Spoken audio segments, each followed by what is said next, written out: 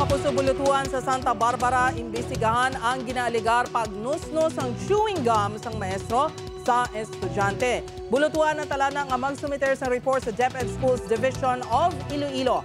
Si Zen Kilantang Sasa nakatutok, exclusive.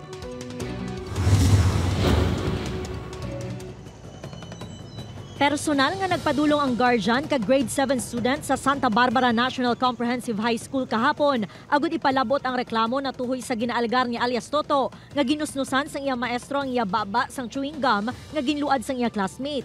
Nagreklamo ang bata sang paghapdi kag paghubag sang iya baba matapos masulugsugan sang kahoy nga nagtapik sa bubble gum. Ang ginatudlo sang bata nga nag-abuso sa iya amo ang iya maestro nga si alias G sa subject nga technical drawing. Suno kay Toto, siya lang ang ginusnusan sang chewing gum samtang ang apat sini ka-classmates ang ginpangkadola sang manunudlo.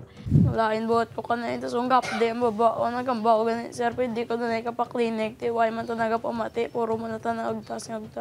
Nagamba mo ako, hindi man ito akambabagam, tiway man ito nagapamati, iwakal man ito nagapangara. Sunod sa school head sang Santa Barbara National Comprehensive High School, ini ang una nga bes nga may nagreklamo batok sa isa ka manunudlo, kag ini ang wala ginatolerar sang eskwelahan. We are preparing, ma'am, sang reports to be submitted sa Division Office kay base sa aton nga protocol as stated sa DepEd Order number 40 series of 2012 is the school is said to be practice the zero tolerance on it. So what will happen is we will refer the case to the Division Office for further investigation.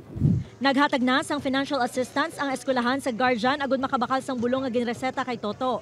Magakonvene man ang mga miyembro sang Child Protection Committee sang Bulutuan agud investigaran ang insidente. Samtang sunod sa Women and Children Protection Desk sang Santa Barbara MPS, gina-assist na nila ang pamilya sang bata. Basta may grounds, ma'am. For example, ang sa natabo to, ang incident kang Tuesday, mahulog ato siya ma'am sa RA 7610 or sa child abuse nato, no? Kag nakita natin nga may mga scratches ng iyang baba, kay ginusnusan kang stick nga may bubble gum. Mahulog siya mo sa may physical kay physically may evidence kid kang scratches balam. Sa subong ginahanda sang Bulutuan ang incident report nga nalakipan sang statement sang magtimbang nga kampo agud isumiter sa Schools Division of Iloilo. Nagpaiway naman nga magatubang sa news team ang manunudlo sang amon gintinguan nga makuan sang iya bahin. Upod kay Cirilo Randuque, Zen Kilantang Sasa, One Western Visayas.